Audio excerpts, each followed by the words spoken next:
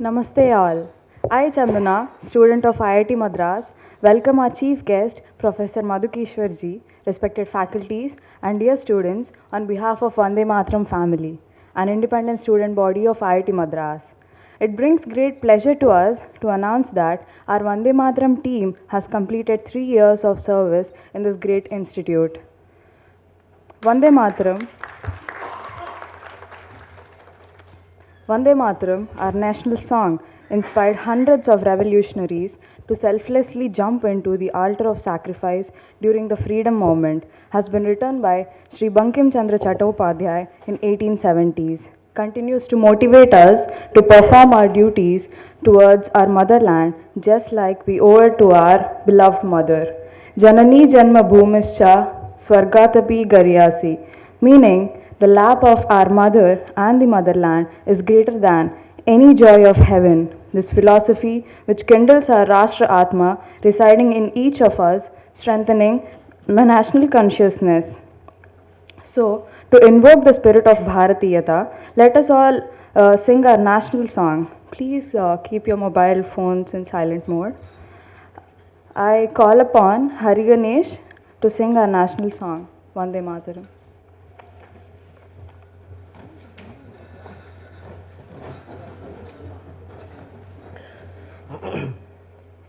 वन्दे मातरं वन्दे मातरं सुजलां सुफलां मलयज शीतलां सस्यश्यामलां मातरं वन्दे मातरम् शुभ्रज्योत्स्ना पुलकितयामिनीं पुल्लकुसुमिता ध्रुमदलशोभिनीं सुहासिनीं सुमधुरभाषिणीं सुखदां वरदां मातरं Vande Mataram Vande Mataram. Thank you.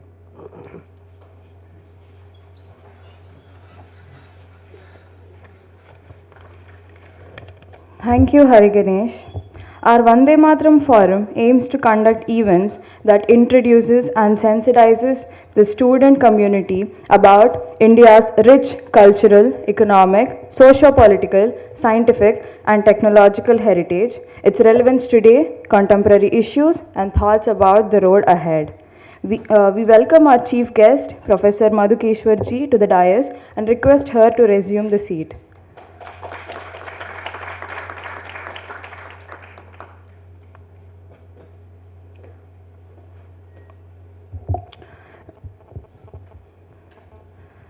Now I request Professor C. Sujata, Department of Mechanical Engineering, to welcome our chief guest with a fruit basket.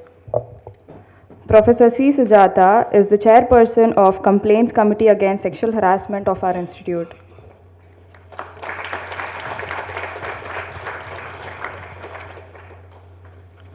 Thank you, ma'am.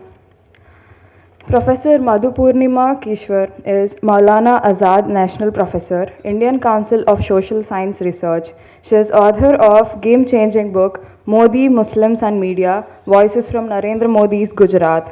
She was professor at the Center for the Student of Developing Societies based in Delhi and the director of the Indic Studies Project based at CSDS, which aims to promote the study of religions and cultures in the Indic Civilization. Daughter of Sri K.L. Kishwar, the prominent social worker who had worked tirelessly to raise the issue of downtrodden people. Born in 1951 in Delhi, Madhuji has always taken inspiration from her father. She completed her college from Miranda House under DU, where she had also discharged the responsibility of the president of college union. Later, she joined JNU to study history. Being founding editor of India's first feminist magazine named Manushi, a journal about women and society in 1979, she is also the founder president of the Manushi Sangathan. which works for better social justice for women through democratic reforms. Nobel laureate Amartya Sen has described the magazine Manushi as a pioneering feminist journal. Now I welcome Professor Madhu Kishwar ji to deliver much awaited talk on the gender justice or gender war.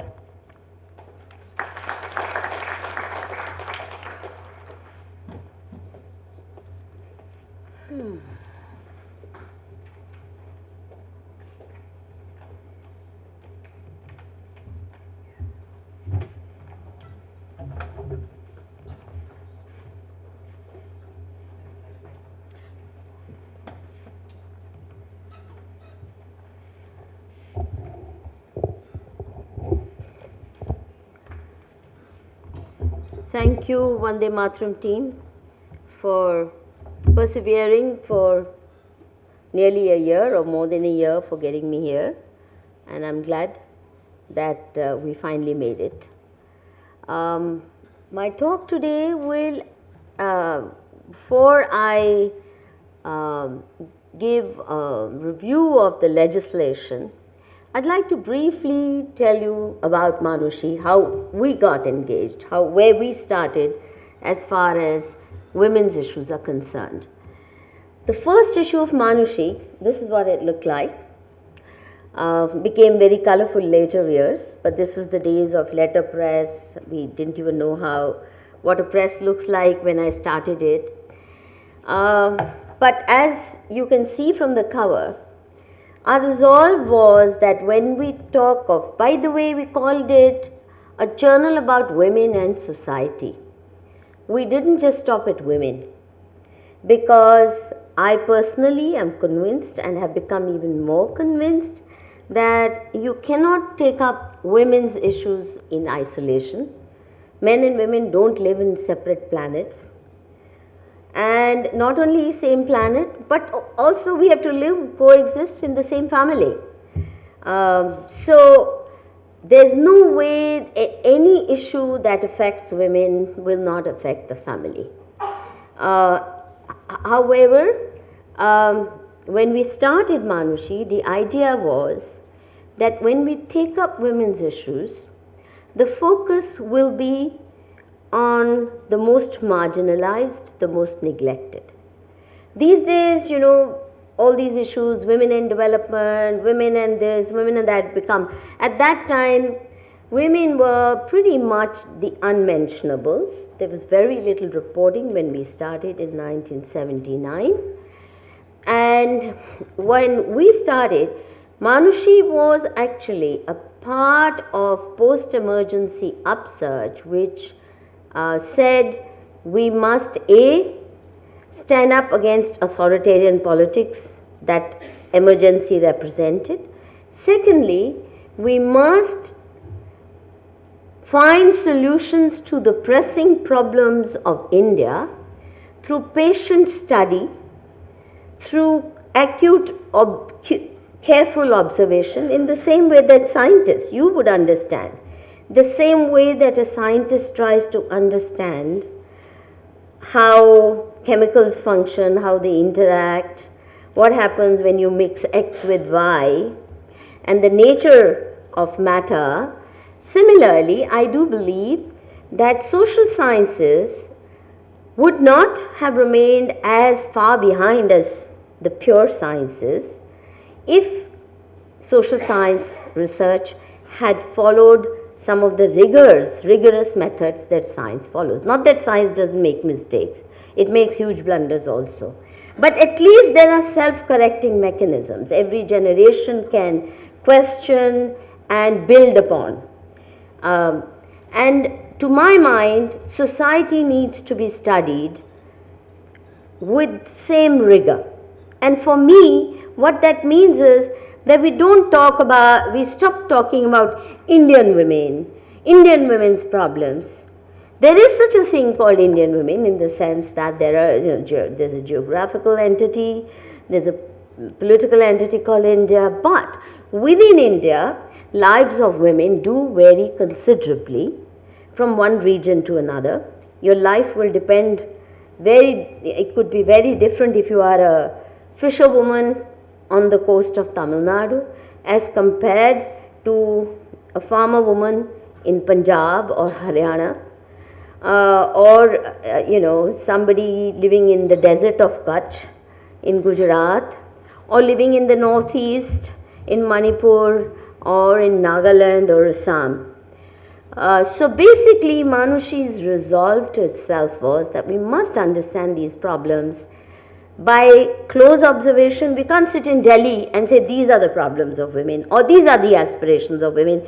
We must listen to not just women but the communities within which they are situated. For example, how can you do justice to farmer women if farmers as a community are debt ridden, they are committing suicide?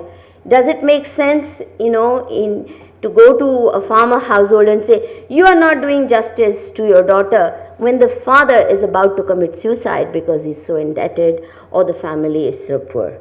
So the resolve of Manushi was to always not take what I call the ladies compartment approach to women's issues, the Zanana Dabba approach, which is for everything, or 50%ism approach. What's the percentage of women in schools, of girls compared to boys? To me, that's not enough.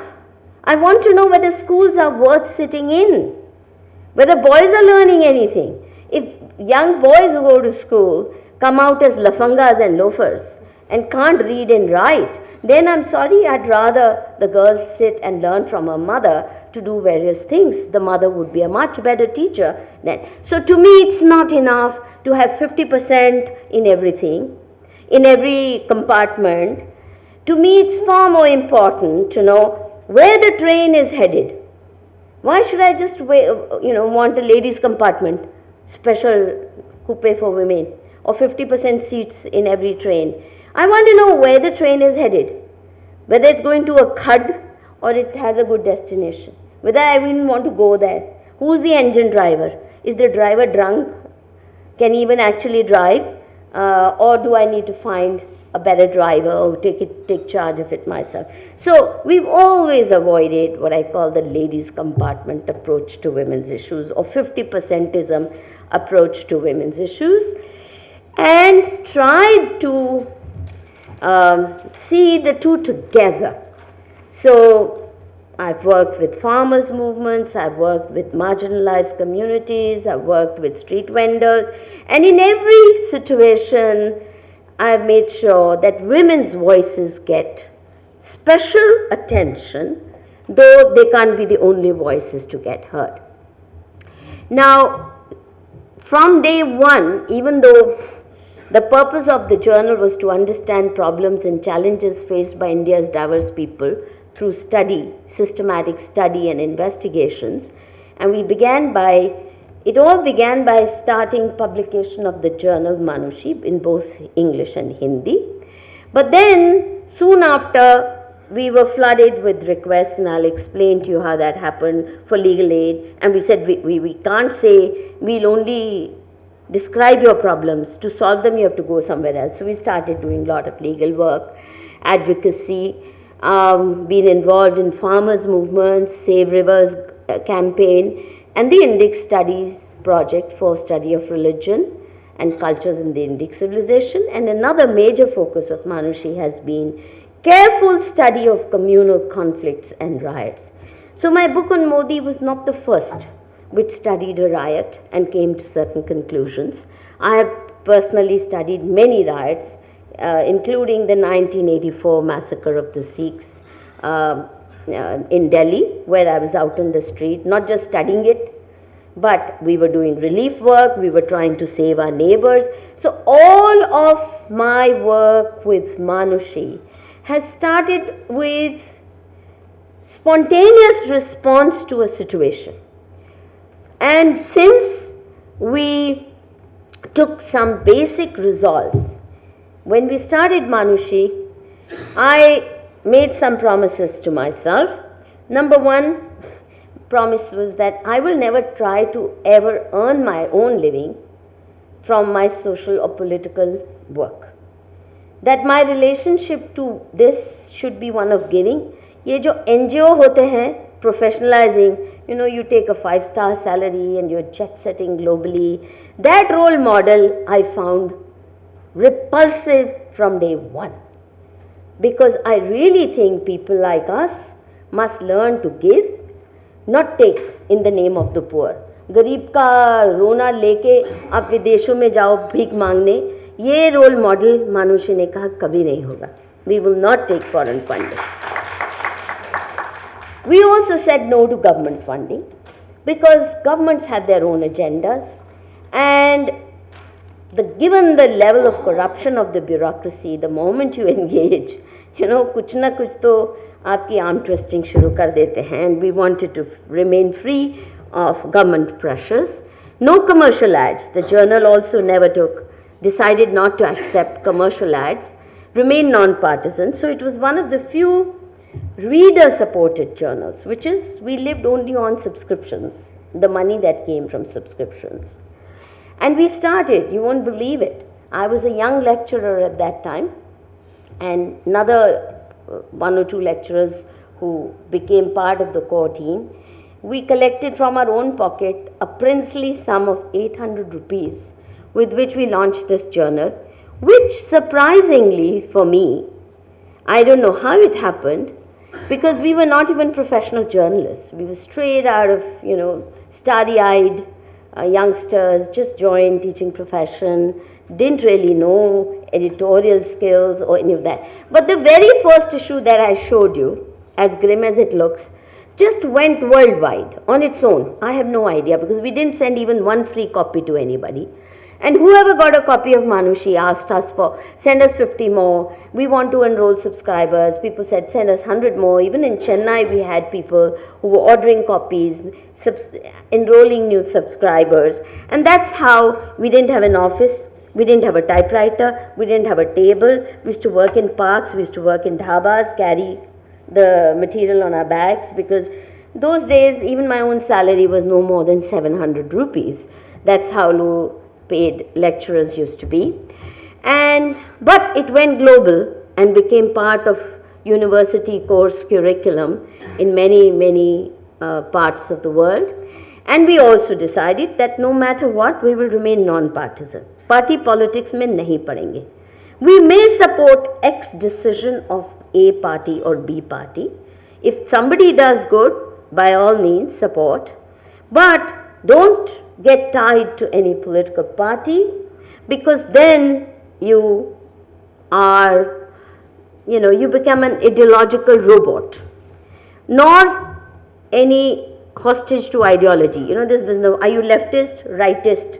And that's when I finally found the right word for myself. I say I'm a factarian. Not rightism, not leftism, Marxism, Gandhism, no ism for me. Not even feminism. One of my most controversial and very celebrated essay is why I do not call myself a feminist, even though everybody calls me the mother of Indian feminism. But no ism for me. And finally, as I said, I found the right word, factarian, which is I let facts guide me and my conclusions, not any predetermined positions that I have taken on this thing. Now, when we started, before I come to my critique of the laws, I want to get some water.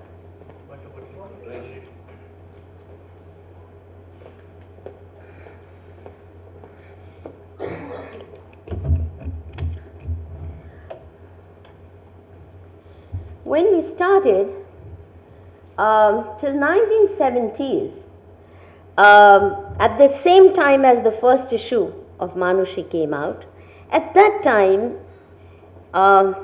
women used to find mention in newspapers, mainly on the third page, not page 3, which is for glamour dolls now.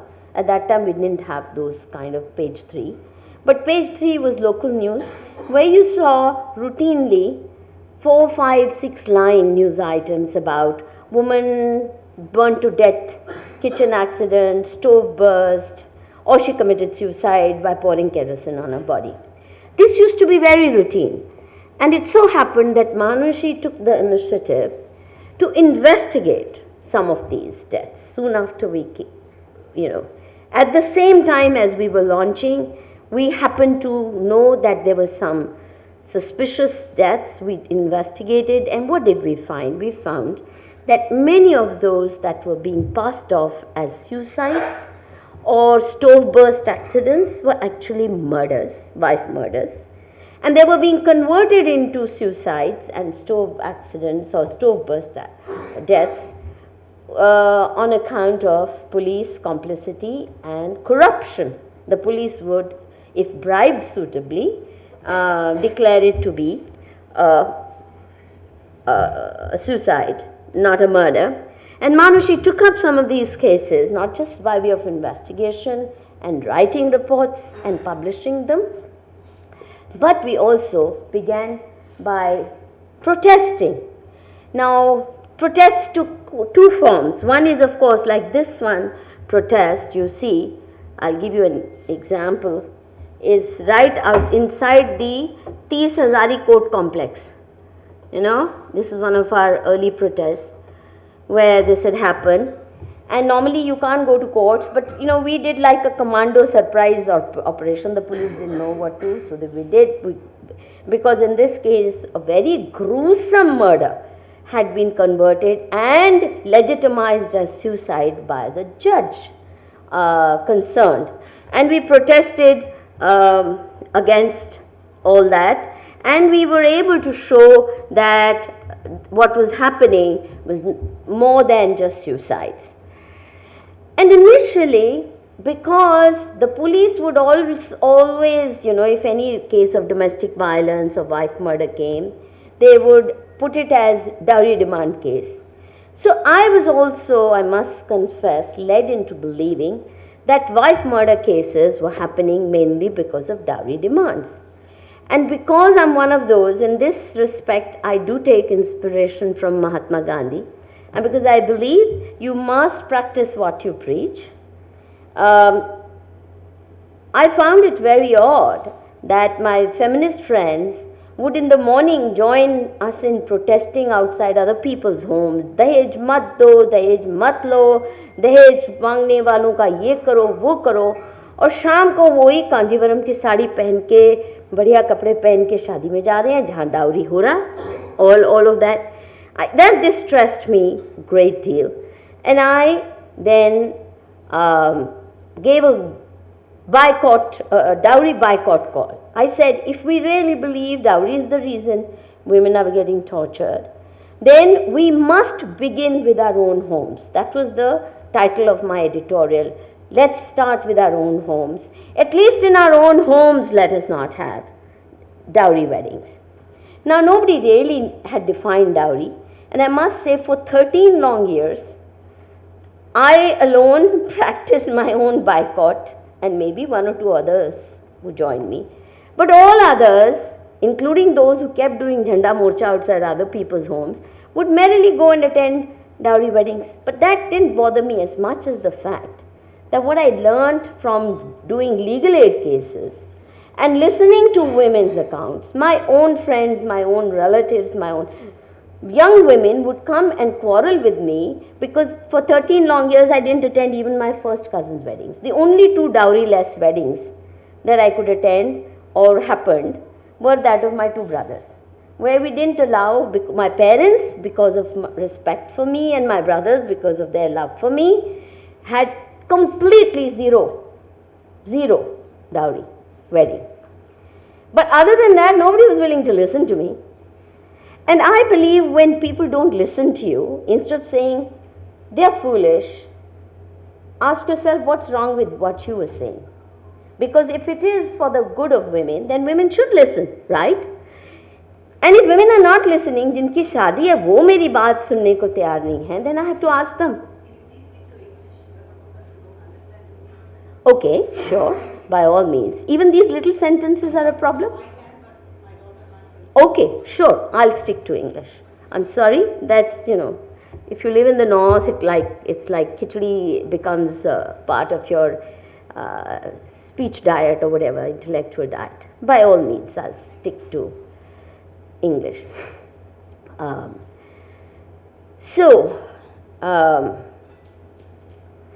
You know, but I can't help but share with you that some days ago I was asked to speak at a college where, as I entered the gate, I knew these students couldn't understand a word of English.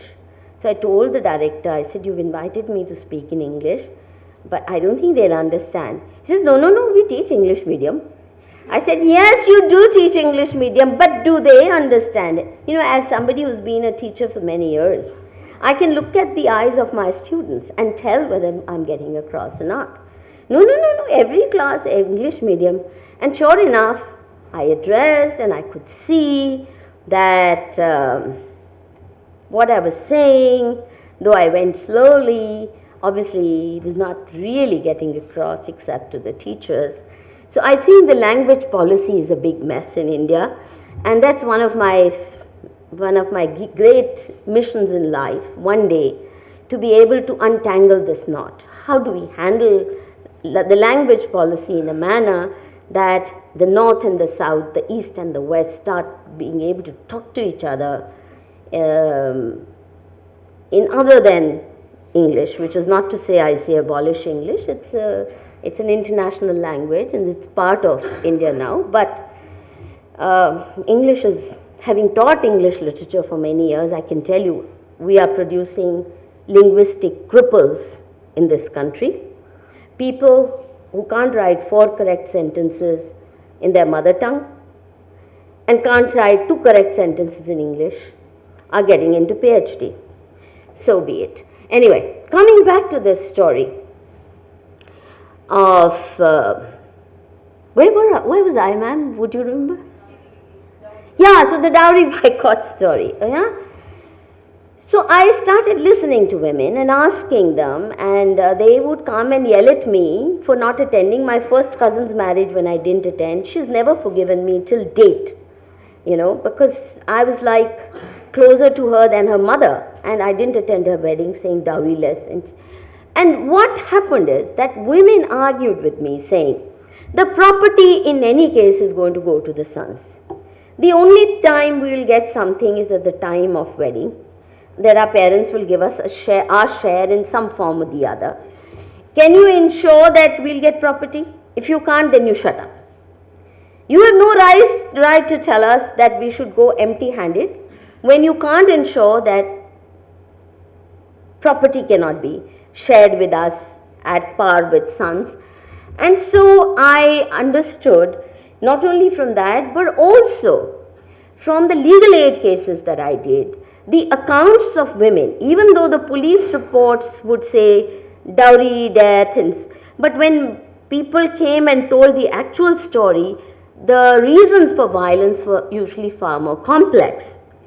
Now, at the same time, this happened in 1981, that I was invited to what is now Jharkhand, but at that time was South Bihar, in this tribal dominated area where they were into conflict with the state machinery over forest rights. Big battles were going on between tribals, and we were told that there were cases of atrocities and rapes, etc., and we should write a report. Now we went around, that story, you know, got taken care of in another manner. But while I went around from village to village, what I found was that I met, this is Maki Bui and her daughter Sona Muni, both are dead long ago. They, among many other women, were facing murderous forms of violence at the hands of their own relatives, because as widows and unmarried daughters, women had virtually in tribal areas, women's inheritance rights were even weaker than they were in the Hindu Succession Act prior to 2005. They only could live off the land, and very many witch killings I found by investigating court cases and actual records, and especially meeting women like them, women like Maki Bui and her daughter. I found that witch killings were related to land grab operations. And they were not due to superstition and all that, you know. We have this mumbo jumbo idea that tribals, if only they get educated, all this will go. But that was not what was happening. And Maki Bui was under severe threat because she wanted to give her land to her daughter and son-in-law, and her relatives had started saying dine, dine, dine, and were out to eliminate her. So we decided, she asked for help, I came to Delhi, and with the help of or advice of lawyer friends, we filed a public interest litigation, PIL, challenging the denial of land rights to women, especially tribal women. At that time, even Hindu women were not entitled to full rights. I mean, non-tribal women. Hindus can be, tribals can also be Hindu or Christian or whatever. Anyway, the long and short of it is that case dragged on, and in the meantime, these two women died mysterious deaths. And I felt terribly, terribly depressed and let down over the fact that the mighty Supreme Court of India gave its verdict much after they were dead, and even then it was a namby-pamby verdict. But the issue of land rights also connected with denial of property rights to women in cities who were getting killed. And if you asked women who were getting beaten in their homes, and they would come to me for legal help or whatever, if I asked women, why are you taking beatings? Why aren't you walking out of a murderous marriage? You know what the answer I would get? Can anybody guess? Can anybody guess? That's one part. Any other? And why? Yes, you're right. They won't take me back. वो भाभियों वाला घर है. This I'll have to translate, which is that home now belongs to my sister-in-law. Now I cannot go back. And my fate will be worse because my sister-in-law will treat me as an unwanted nuisance, and therefore I dare not go back. Now this really told me the issue really was not dowry. It was the form of giving. And I'll come to that in a bit. It's not that parents should stop giving, but what they give to daughters is not income generating forms of property. They give them saris and they give them furniture, they may spend 50 lakhs, etc. on household goods. But that, what will she do if she becomes a widow or she's thrown out of the house? Will she dance with expensive sofa set on the streets? Where will she even keep it? So both those in cities who were getting beaten or murdered had the same problem as these women, in poor rural communities. And therefore, I started emphasizing dowry is not the issue. Issue is absence of inheritance rights. And that PIL, I must say, brought about a lively debate all over the country, and you'll be surprised to know when I tell you that many of leading feminists of today at that time opposed me tooth and nail, saying property is a bourgeois demand and we must work for working class women. And what is Madhu Kishwar trying to mislead women into thinking we need to live in a property-less world. They all had properties, They would not part with their own, but they wanted property-lessness for others and not. So I was roundly criticized. You can even read articles in Economic and Political Weekly criticizing me, and there was a real, I'd face hell for it. But so be it, that's happened more than once, so I'm, a veteran at it. Luckily for me, in mid-1980s, when we were battling with the Supreme Court and getting frustrated at the lack of movement, this very vibrant farmers' movement in India, called the Shetkari Sangathan, led by this outstanding person, a farmer leader who was also an intellectual. He had left a UN job, United Nations job, to come and work with and for farmers, Sharad Joshi. He invited me. They used to have massive following, their meetings would have 1 lakh, 2 lakh gathering, 3 lakh gathering without any effort. That was the kind of mass following he attracted. And he asked me to come and work with them, saying, even though farmer women come to us in big numbers, but they come to work on farmers' rights. They never talk about their own problems as women. So please help us, work with them and tell us what do farmers women as farmers need, which the farmer movement is not giving them at the moment. So 3 programs came out of it. One was their political marginalization, so we fought for all women panchayats without election, but more important, Darubandi of course, but more importantly, Lakshmi Mukti campaign, that's what it was called. And with the charisma of Sharad Joshi, who was treated like a virtual god in those days while he was alive and he was very active, the Lakshmi Mukti campaign was my persuasion, my contribution to telling Sharad Joshi, let's not wait for courts, let's not wait for the government to change laws. You are so revered and loved by your followers. Why don't you use your clout to say, let there be voluntary transfer of land rights in the name of the woman of the household? And sure enough, this campaign and those speeches that Joshi used to give, and I used to travel with him and also address large gatherings, village after village.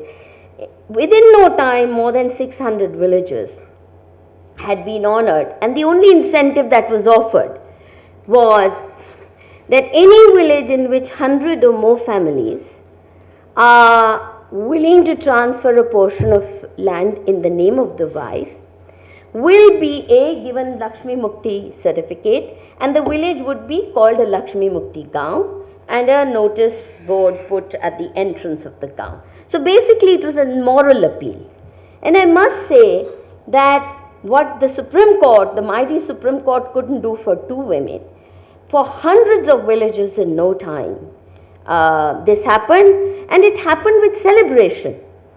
You know, when I say gender war versus gender justice, what I realized is that if you touch people's hearts, I remember those Lakshmi Mukti events, the whole village would be decorated as though for a big celebration, as the big festival.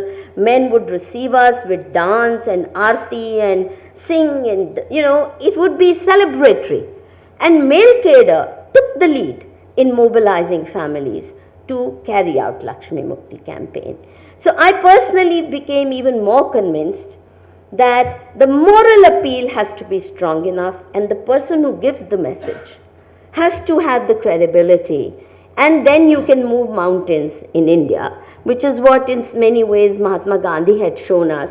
He would address meetings of even Muslim women and say, I don't want you to have burqa and parda. And even Muslim women would remove, because that's the kind of trust, Gandhi used to inspire. So this, of course, would give you an idea. And even personally myself, when victims of domestic violence would come to me with their families, and the father or their relatives would say, please help us, we must teach them a lesson, my message to them always was, before you go to the police station, first answer this. Is she the daughter of the SHO or yours? Whose primary responsibility is she? What is the simplest way of saving her from domestic violence? Bring her back to your own house. Can anybody come and beat a woman in her father's house? No way. Why do you wait for her to die?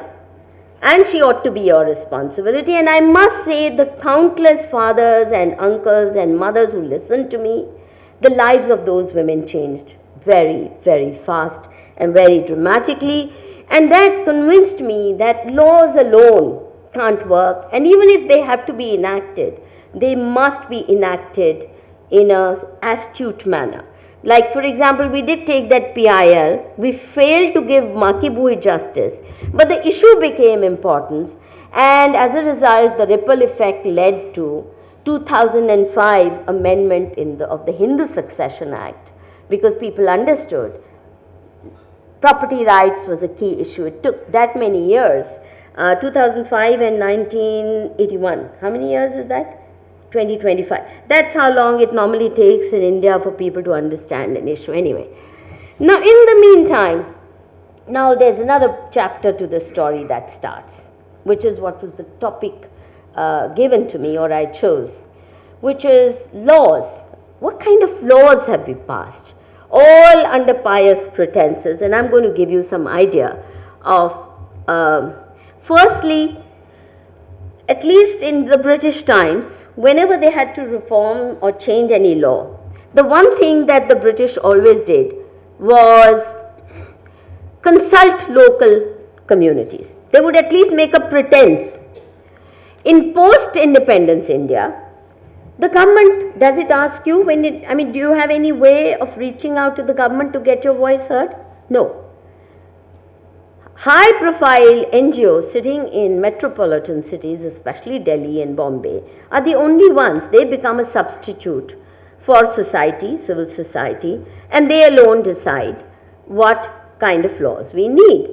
And what has been happening is that we pass laws one after another, one worse than the other, and the gap between what the law promises and what actually does keeps on increasing. Now we know that there was an anti-dowry law in 1961. It was called Dowry Prohibition Act, which was totally ignored. But in 1984 and 1986, this law was amended twice, and the law became very much more stringent, and it turned the whole idea of due process on its head. To my mind, and I'm sure you'll agree with this, if you want a good law, the first prerequisite would be to define the crime accurately, right? Imagine having a law which does not distinguish between murder, death due to murder, death due to suicide, or death due to accident. Would you call it a sensible law? Would you? No. But many of our laws are so shoddy in defining the crime itself that I'll give you an example. How many of you read the anti-dowry law? None? Lucky. You would have had your head spin. Okay, listen to the definition of dowry. Because dowry giving and receiving, both receiving, are a cognizable offense, right? Now, how is dowry defined? Any property or valuable security given or agreed to be given. Acha, I have broken it into lines. It runs into a big para. I made it much simpler, and yet see if you can make sense. Any property or valuable security given or agreed to be given, either directly or indirectly, by one party to marriage to the other party to the marriage, or by parents of either party to a marriage, or by any other person to either party to the marriage, or to any other person at or before or any other time after the marriage, in connection with the marriage of the said parties. Can you make sense of it? By this definition, even if I give a table lamp to my sister or my niece on a wedding, it's punishable. By this definition, when a daughter-in-law enters her marital home, if a mother-in-law gives her 10 saris and 10 tolas of gold, it should be punishable, right? Any other party. So, and yet, for this poorly defined crime, their imprisonment for not less than 5 years, plus fine, and as per law, both givers and takers of dowry are equally guilty. But the truth is, in reality, only the groom's family gets caught. Have you ever heard of a girl's family going to jail for giving dowry? I haven't. Kaide say they must. Properly speaking, they must. But they are treated as poor, helpless victims, not as guilty. Now, more absurdities. Dowry is forbidden, but gifts are allowed. How kind is that? Presents to the bride are allowed without any demand having been made, provided that such presents are entered in a list maintained in accordance with the rules of the Anti-Dowry Act. Now, presents to the groom are also allowed, provided no demand has been made and they are entered in a list, and provided that such presents are of a customary nature and their value is not excessive in relation to financial status of the person who's giving it. Now the point is, firstly you say it's illegal, then you say you must make list. Why would the groom's family make a list if it's illegal? In my childhood, and I'm sure people of my generation would remember, wherever there is dowry practice, in South things were different, but in my childhood I distinctly remember the girl would be made to sit, the dowry would be spread out, list would be made, photographs would be taken, then the groom's family would actually sign in presence of 5-6 witnesses that these things were going as the girl's Tridhan. That's what it used to be called. Now you say it's illegal, so why would they sign? So everything is under the table. Secondly, you say, provided no demand has been made. Have you ever seen any dowry wedding or so-called whatever, where on the fridge they say, this is gift, but sofa set, dowry demand? No. At the time of wedding, everything is, hamari ladki hai, how can we send her empty-handed? Our daughter, even if she were going to America for studies, wouldn't we give her this, that and the other? Now she's going forever, how can we not give her this, that and the other? So everything is justified. And then, later on, we'll come to that in a minute. And then you say, provided what you give to the groom and the bride is customary. Now, any commonsensical view of the word customary would endorse what I'm saying, that customs by definition change, right? It was customary in my grandmother's generation to give gai bhains, cows and buffaloes and horses. If today we were to give to our daughters cows and buffaloes and horses, the municipality will confiscate them. And by my mother's generation, they'd started giving motorbike. By the time if I had to get married, well, my mother parents would have had to give at least Maruti 800. Today, if you give Maruti 800, it will be such a matter of shame, you won't be able to walk down the mohalla, they'll say such cheaper, The customs change, right? What people do, what they even dress, what you use in the house. Earlier, customary was to give those beautiful brass utensils. Now you give bone china, right? Nobody wants to take those huge, though they were more valuable actually. You could even have resale value. Your bone china is good for nothing after it's had a few chips. The point is that with this kind of definition, how do you implement the law? And then we are told that, this dowry is a social evil. It will vanish as people get modern, as they get more educated, and as they become smart, enlightened. The fact is, up to 19th century, you don't have any mention in any literature of India, the word dowry. It's of Portuguese origin. Even the word Dahej, that's used in North India, is of Arabic origin. It's not of Indian, okay? And dowry is a European term. Traditional Hindu literature mentions only Stridhan, which means a woman's inalienable property, which even a husband cannot take. If husband takes from her Stridhan, he had to return with interest. So, what you see by way of dowry or dowry menace is not a traditional problem. It's a modern problem, and the proof of it is, who gets the most dowry? IAS officers, IPS officers, and even you IIT guys. Only if you have a green card, you'll get fat dowry, not if you're working for some local company, We know that. So it's not anymore anything to do with Stridhan, it's to do with groom price. Your market value Your job prospects will decide how much you get.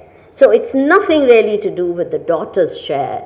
And the whole Stridhan concept has been, I mean, if one brother is an IS officer and the other is a school teacher, the school teacher may not get even 5 lakhs, but the IS officer could get 6 crores, and they'll go all the way to Mussoorie Academy to make the deals.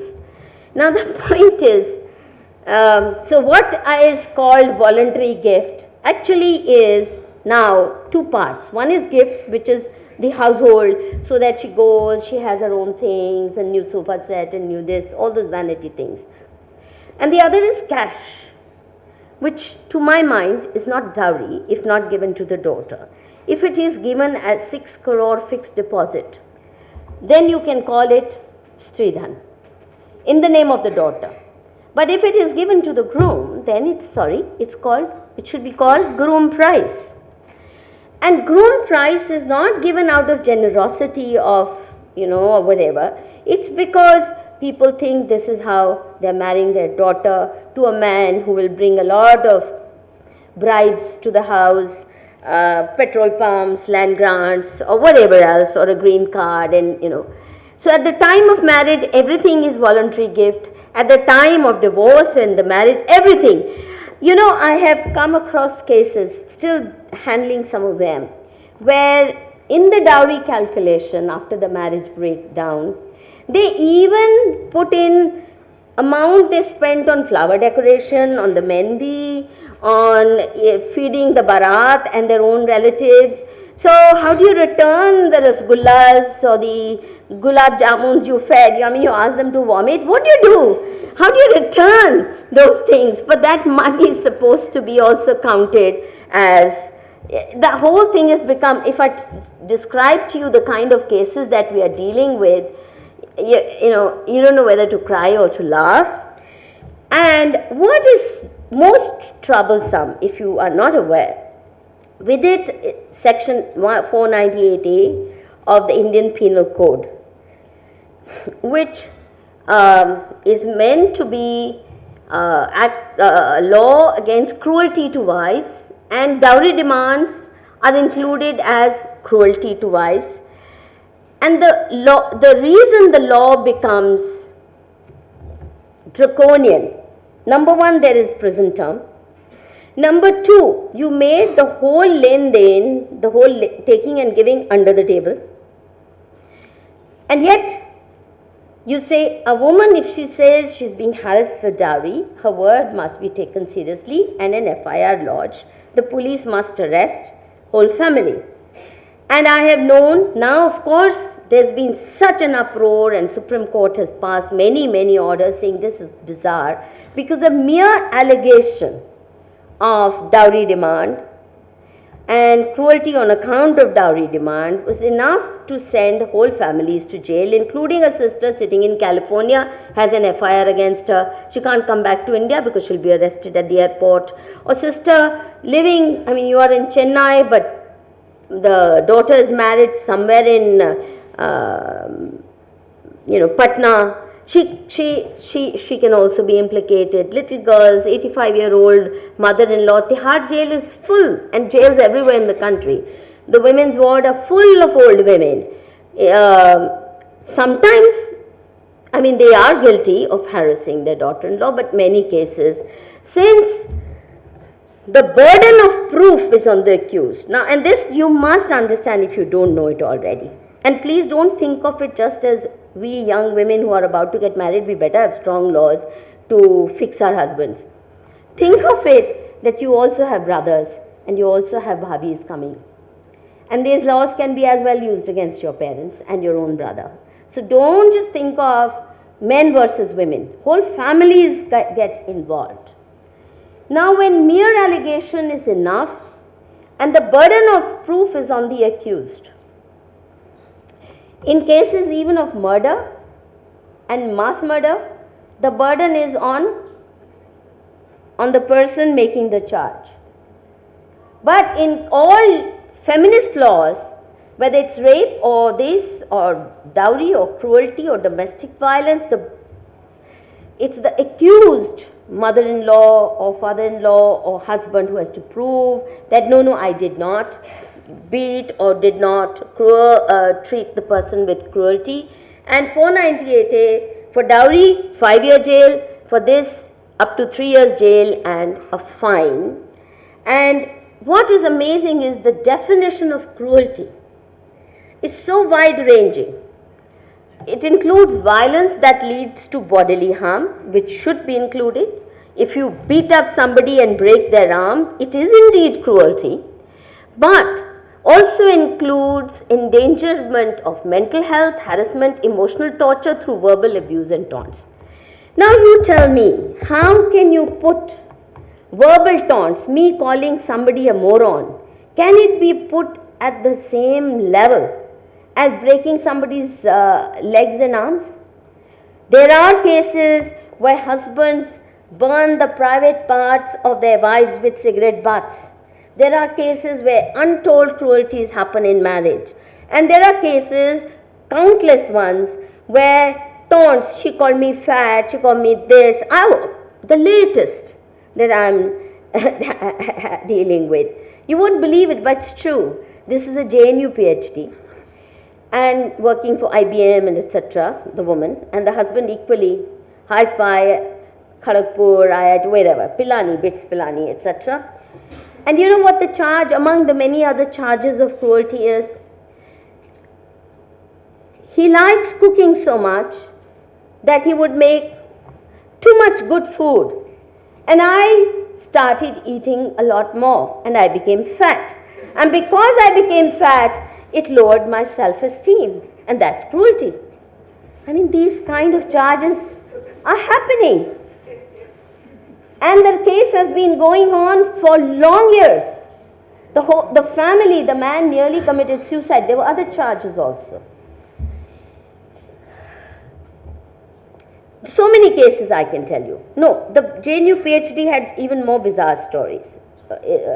This one was another case that came very highly educated, but this is the person has already been to jail for being a good cook. Now, the reason, as I said, misuse and abuse of laws in India is rampant is because if you tell lies, there's no punishment, either for the lawyer who puts in false allegations or for the person, the litigant. Could be a husband who's making false charges, could be a wife. At best you will be acquitted. But if you've spent years in jail or 10 years or 12 years of your life fighting a case, then I'm sorry, just acquittal is not enough, and there should be a deterrent against abuse. On the other hand, because the laws are so stringent and you immediately send the person to jail if you book for cruelty, lot of genuine victims of violence prefer not to go to court. And why? Because they feel, the genuine victims feel, the man I'll be sending to jail is not just my husband, he's also the father of my children. They will live a damned life and a stigmatized life. So it's not as if genuine victims are getting help. Whoever can bribe the police can manage the law in their favor. Whoever can bribe the judges, who are eminently bribable, can manage to get verdicts in their favor, and the others have to battle it out for long years. And too many cases of abuse and misuse while genuine victims don't get help. Now this one is a classic case, and mine was the only voice with, I don't know how many of you have heard of this woman called Nisha Sharma. She was hailed in 2004 as the new Rani Jhansi of India. And what's the great job she did? What great battle did she fight? On the day of her wedding, she called the police and got her husband to be, mother-in-law and other relatives arrested on charges of dowry demand. Okay? Now, they were immediately taken, by the way, TV cameras were there immediately, as though it was a stage managed show or whatever. I don't know how it happened. And for months on end, she was on TV. CNN, you know that Christine Amanpour, is that the name? She flew all the way from New York to interview for 1 hour our Rani Ki Jhansi, new 21st century vintage. And BBC had programs, every TV channel. Mine was the lone voice which said, we are missing out on important facts. And what were the facts even then? And I was vindicated. Which is, she had alleged that they had suddenly demanded an additional dowry of 12 lakhs on the wedding day. But she, on TV, admitted herself, along with her father, that her dowry already consisted of 18 lakh rupees worth of saman.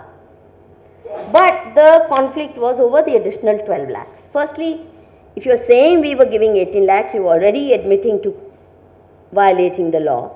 But that's not all that there was to it. On the other side, the other family kept saying this is not the truth. The truth is that on the wedding day, her boyfriend came and disrupted the wedding, and she found this, us as a scapegoat, and she turned the tables on us. Nobody listened to them. On TV channels, their faces were there as greedy, they should be hanged, ye karo, wo karo, whatever. Nobody listened to them. While, as I said, mine was the lone voice which said, at least listen to them. You can't declare them guilty without a trial, but that's not what happened. Nobody took them seriously. And what is more, the National Commission of Women and many organizations invited her. They gave her awards, rewards, certificates of honor. And there's actually a chapter in school textbooks about the great bravery of Sharma. It so happened that many years later down the line, in 2012, her in-laws were acquitted, her husband was acquitted, and the judge said, it is true that she had married somebody else. It is true that that man came and disrupted the wedding, and this was her way of getting out of that embarrassment. And I think she's had 2 broken marriages since. But the fact is, Munish Dalal got arrested. His mother, who was a school principal or teacher, government school, lost her job. She was in jail for many years. Another aunt was in jail. Now and they spent lakhs following up the case from 2004 to 2012, as 8 long years of their lives ruined.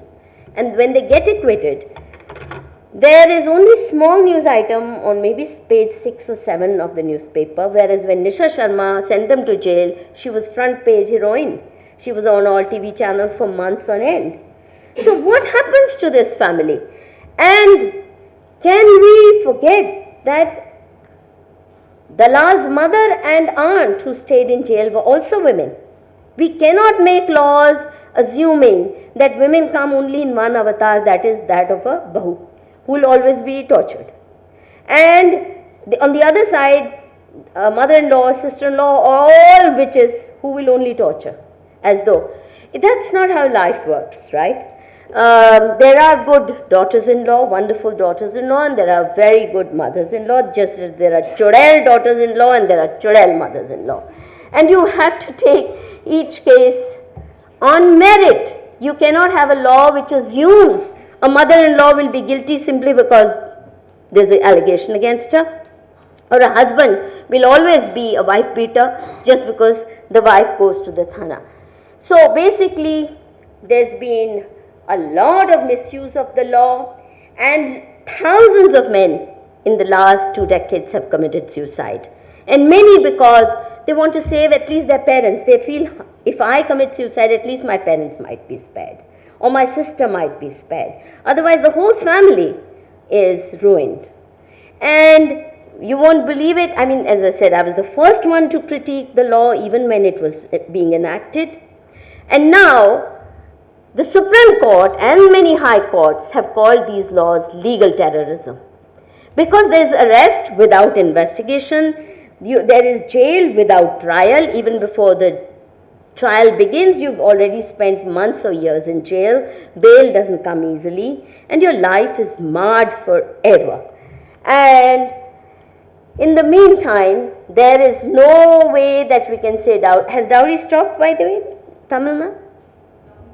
No, right? So that hasn't stopped. So it hasn't worked either way.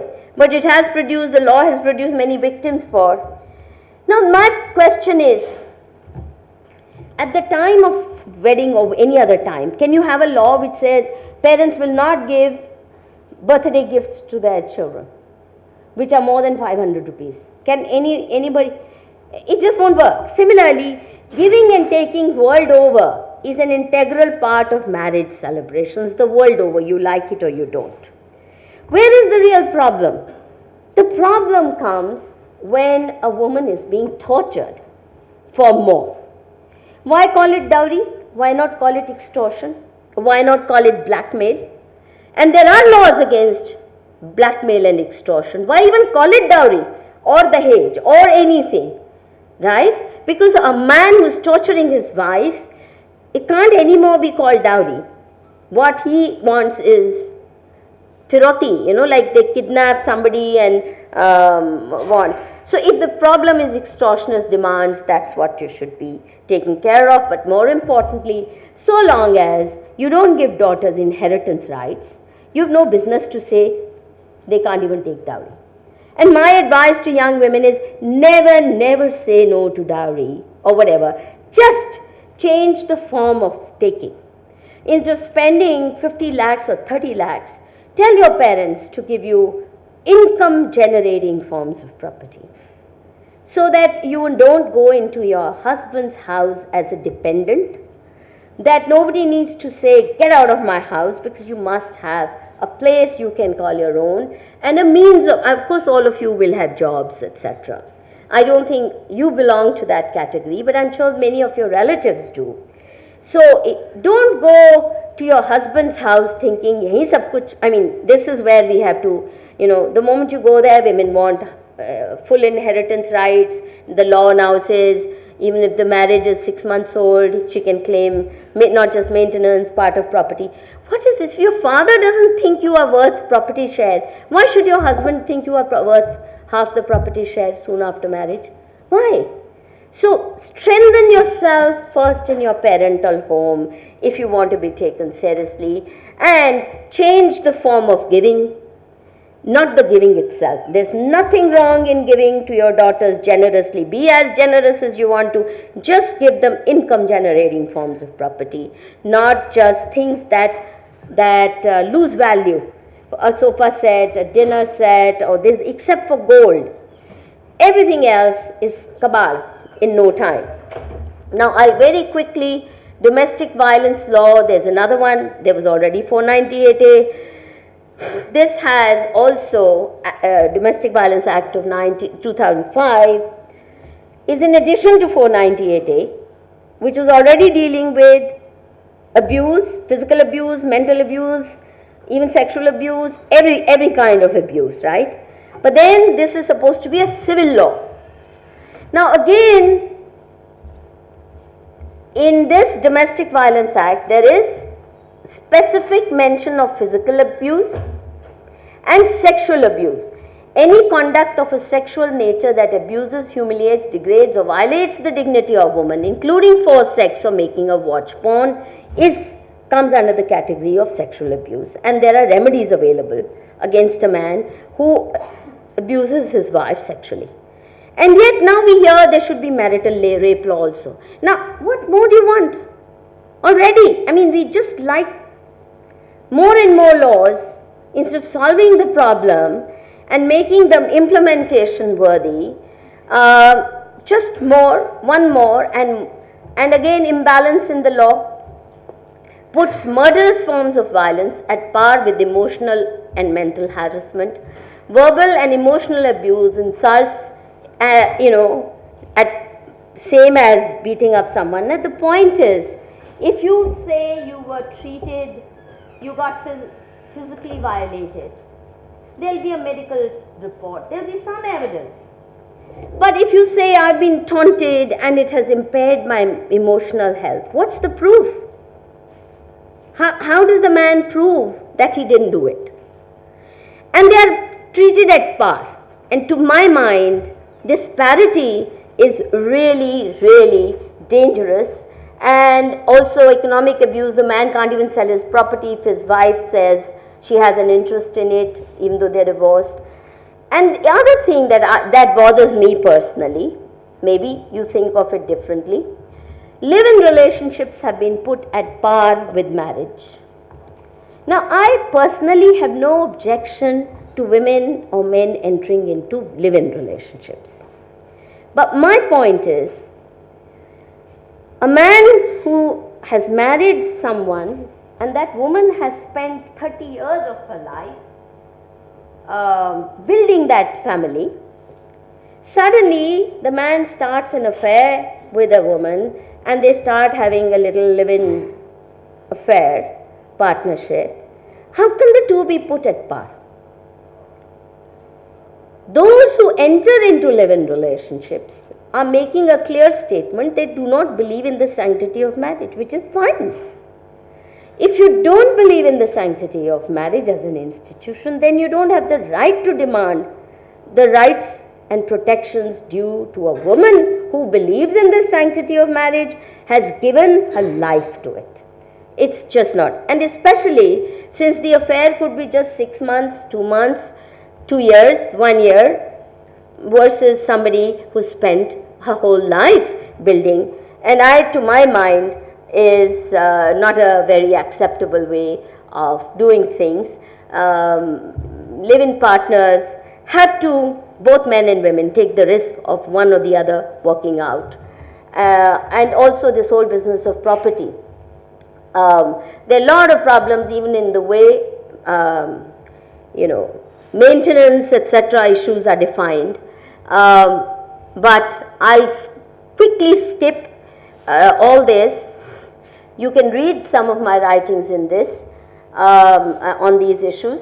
But basically, as I said, basic flaws in our marriage laws are assumption, all daughters are innocent angels, all mother-in-laws and husbands are rakshas, and the husband's whole family, ipso facto, is devilish. So the woman needs very strong provisions. She needs weapons to fight them with. So what you've done is, the assumption itself is so flawed that every home then becomes a battleground on entry itself. And today, earlier, people used to say, we feel afraid when we are marrying a daughter. What kind of family will she go into? And indeed, a lot of women suffered a lot of oppressions and humiliations in the in-laws' house, but many others were not suffering. What you've done is you made it as if that's the only fate of women, and unless she uses the law and puts them all under terror, then she can't be safe. And this, I think, is a very flawed thing. The moment you put weapons of abuse in the hands of women, they've learned to abuse them merrily. And as I said today, male suicides due to marital reasons and 498A far exceed the number of women that used to be committing suicide. And I will wind up with this. I have many other laws to bakhe udhero, as they say, unravel. But let's go over, because I've challenged the draconian provisions of the rape law in the High Court of Delhi, and it will go, I'm sure, all the way up to the Supreme Court. In 2000, was it, which year was it, the Nirbhayas? 13. That's right, 2012.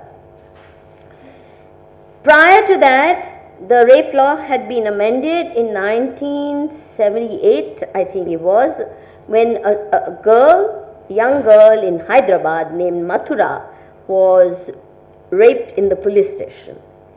And so the law amendments at that time had come due to mass pressure, media pressure. There was no TV and no Arnab Goswami barking at the world. But there was plenty of activity, and the rape law was amended, which made the punishment more stringent, but more importantly introduced the concept of, very important, custodial rape. Do you know what is custodial rape? Tell me quickly, because I'll. Yeah? Custody. No, no, no, no, not just that. That's true. What you're saying is right. But in addition, it could be in any government institution. For example, a hospital. Huh? It could be a mental asylum. It could be a protection home, Nari Niketan. Wherever a woman is situated under protection, supposed protection of the government, where the rape takes place, then it's called custodial rape, not just police custody, which of course should be the most heinous of all offences. So that was an important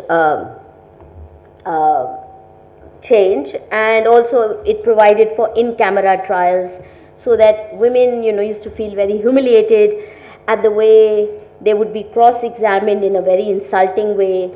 At one time, the law changes were brought in because the lawyers used to humiliate women who felt that a rape trial was worse than getting raped. And therefore, the whole idea of in-camera trial. But after Nirbhaya, there was so much breast beating, hai tauba, and many of those who stood at India Gate yelling and screaming actually hadn't read the rape law. This has been the standard complaint that I have. Whether it's women's reservation bill, everybody, if I go for a lecture on women's reservation bill or anti-dowry law and say, how many of you are in favor? Everybody will say, yes, they are in favor. I say, how many of you have read? Not one hand goes up. Similarly, those who asked for and yelled and screamed, of course the NGOs who were pushing for the amendments had read it and were clever, but just look at the same genius that you saw in the anti-dowry law and the anti-cruelty law is a witness here too. Firstly, the definition of rape was widened to include non-penetrative acts incapable of medical corroboration. No, on the plus side, the good thing is that people realized a rape is not just about a male sexual organ going into the female vagina and violating her bodily integrity. That of course is rape. But there are perverts who will put rods, as they did with Nirbhaya, bottles, all kinds of brutal things, even stones. And that has to be covered. Just because a man didn't shove his penis into a woman's vagina doesn't mean that other things he did could be considered less. They actually should be treated as even bigger violation. So that was the plus point. But in the process, the definition of rape widened to include non-penetrative acts incapable of medical corroboration, which is, I'll come to what I mean by that, and cutoff age for statutory rape or child rape has been raised to 18, which is to say any sex with any girl below 18 is rape, even if it's voluntary. Now, all of you know very well, teenage sex is very common. Am I right? In schools, it's happening. And now, young people are not even ashamed to admit it. They're writing about their sex life on Facebook, right? Posting their boyfriend and their whatever. And then, of course, when something goes wrong and the man starts posting nude videos, then, of course, all hell breaks loose. So, even though teenage sex is prevalent, getting more common, it's been put in the category of rape. So, a 17-year-old boy having sex with a 16-year-old girl, even if she's more interested than him, gets to be treated as a victim and he goes to jail or in a juvenile house. Or if he's 19, of course, he goes to jail. And proof of consent is totally dependent on woman's statement. Sole testimony of the prosecutress is sufficient. If a woman says, you know that famous film, Amitabh Bachchan, no means no, sounds very, very sexy, but it has horrible consequences. Because in that case, it was clear from the narrative of the film that these girls said no and they actually didn't want sex. The scenes are very clear. In that situation, it's okay. But in case of Farooq, what's his name? Who? Aziz Ansari. Before that, the Muslim guy, the filmmaker of No. Gross case of abuse of law. He's just been acquitted by High Court and then Supreme Court, and all the feminists are very upset. Pipli live director. Mahmood Farooqi. If you read, and I'll be publishing the details soon, I wanted him to be acquitted of all courts before I shared with the world how absurd and bizarre are the charges.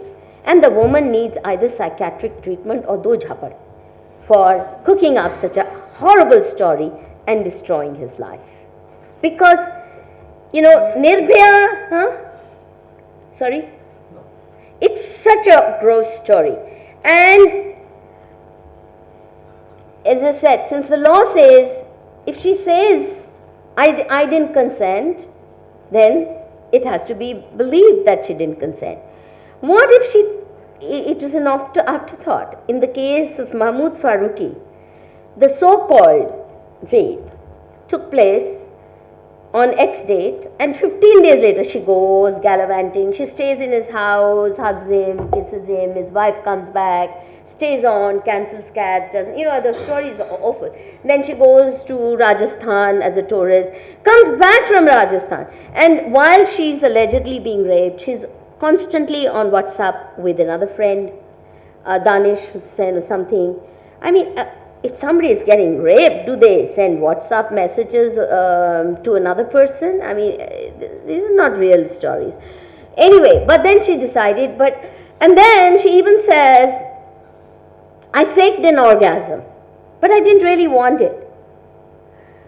Why would you admit to so-called, and it was oral sex, no penetrative. Now, while it's right, if a man has shoved a bottle or a steel rod up a woman's vagina, it should be treated as the most heinous form of rape.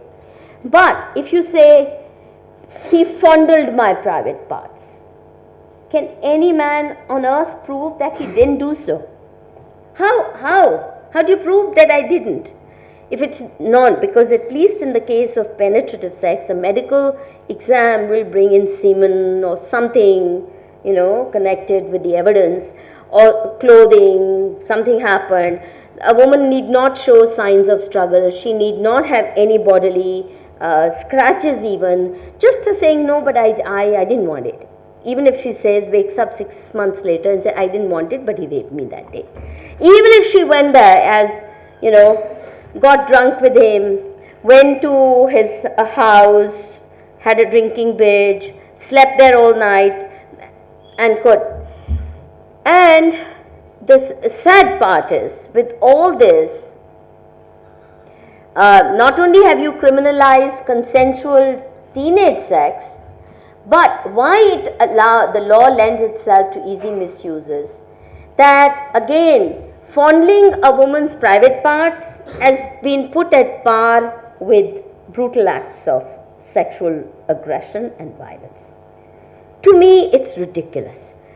A charge of or an allegation that he subjected me to oral sex, which cannot be corroborated, or he fondled my private parts, cannot be at par with a man who actually ravishes a woman's body, tears her apart, or subjects her to a rape that she actually resisted and had no consent at all. And the sad part is that the minimum punishment for all categories of allegations of rape, statutory 7 years. Earlier, the judges could decide on the severity of the crime and decide the amount of punishment. For example, if it's a brutal rape, it could be minimum 10 years and life imprisonment as well. And if it led to death, the man could even be hung. But if it was kind of shade of grey, it could be less.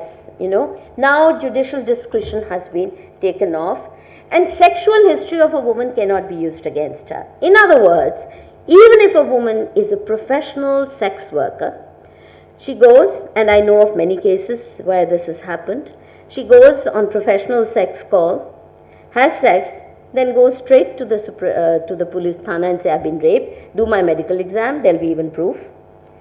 So, blackmail as a weapon of blackmail. I know any number of cases who, for example, dated women from some site, Kindle Pindle, kya hai? There were some dating sites. Huh? Some or the other, no? So, be watchful. Woman takes dates, he goes for coffee to Khan Market, they have coffee, they have a chat, and then he offers to drop her, and he says, okay, I have to go to such and such area. This is a real case. And she goes straight to a police station, says, just wait, I have some 2 minutes work, comes back with the policeman and extorts 2.5 lakh rupees, saying, aapke upar rape ka charge, you're accused of. Now, sex workers, professional sex workers, even if you had a relationship, any number of cases where women have actually said, we had a live-in relationship, he was raping me for 3 years, 3 years, promising marriage, and now he's not willing to marry me. Now, that can be called breach of promise. You know, you kick such a man and you don't get involved with him, and you don't want to marry a man who was raping you for 3 years. Unless you're a nutcase, in which case you should go to a psychiatric ward, not to a court of law. Now, any number of cases of live-in relationships, failed live-in relationships ending up as rape cases, the man ends up in jail because first thing is you'll be arrested, put behind bars. Then some money extortion, then the case may be withdrawn, or the man fights it out. It all depends on, and as I said, minimum 7-year jail term. Therefore, people are willing to sell anything they can, cough out whatever money they can, and get rid of the charge, and it's happening on a very large scale because we have a very criminalized police. I know cases of people, one of who I took to court, who was a professional male prostitute, who had made a habit of going from, in the middle of the night with the police and alleging that he was sodomized or raped, and the police would then take money or settle or whatever, blackmail. And I know some friends, and I said, I'm filing a case, we're filing a case against him for repeat blackmail. Will you join? And obviously these people said, no, mud will stick to our name, we'll lose our reputation, etc. They keep paying. Now the point that I'm trying to make is this, that when you make laws that are so gross, so unfair, so easy to abuse, because punishment comes before trial, if you can be arrested and sent to jail, and the name of the rapist, alleged rapist, is in the newspapers, on TV, the whole family dies of shame. Imagine what happens to the man's children if it's a false case. What happens to the man's old parents? What happens to the man's wife? She has to live with the stigma of being the wife of a rapist, even if the rape charge is because, as happened with Madhur Bhandarkar, the girl claimed he raped me 16 times between this year and that year, promising me a film role. But even if it's true, it can't be called rape because you were then offering your body in return for a film role. What do you call that? Not rape, you call it something else. And the man had to fight up to the Supreme Court, then she withdrew the case. But the point is, the stigma of rape has stuck, especially if you're high profile. So, many of these cases are turning out to be fraudulent. Delhi Commission of Women said over 53% cases in Delhi turned out to be fraudulent, and therefore acquittal rate in rape cases is very high. According to a survey by The Hindu, of a total rape complaints in a year, over 25% involve a breach of promise to marry with revenge as motive. Over 30% involve consensual elopements. And consensual elopement meaning boy and girl run away. The parents of the girl say he's abducted and raped. And the police commissioner of Delhi recently said nearly 40% of rape cases, that's why you have Delhi is the rape capital of the world. Why? Because more than 40% of cases are of elopement, but the parents will file a charge of rape and abduction against the girl. Another large percentage is of live-in partners falling foul of each other, and many consensual relationships have been. So in short, this to my mind is not the way to work for gender justice. Many of my feminist friends say, for centuries women have suffered, now let men suffer. If it was that simple, I'd say okay, chalo koi baat nahi. But the whole family gets destroyed. It's not men versus women. Anybody who tries to see these issues as men versus women in redressing misses out the fact that when a man is falsely implicated, his whole family is ruined with him. Just as if a woman is made victim of domestic violence and ends up dead, her father's life is marred. Her mother's life is forever, in permanent state of mourning. Her brothers very often can't recover from the fact that they could not, So it's time we saw these issues and dealt with them on merit. And finally, laws can work only if used judiciously, like careful doses of antibiotics, and not, antibiotics can't be a substitute for food. What we are trying to do is, any problem, you have a headache, severe headache, pass a law. Having severe headache is unlawful. That's how stupid it has become. Or when a law fails, you make it more draconian. And more draconian, the moment you make it more draconian, it means the police has more power to misuse it and implicate innocents. They make money, lawyers make money, judges make money, but society at large is getting torn asunder, and this is not the way men and women can afford to live on this planet together and find peace. Thank you.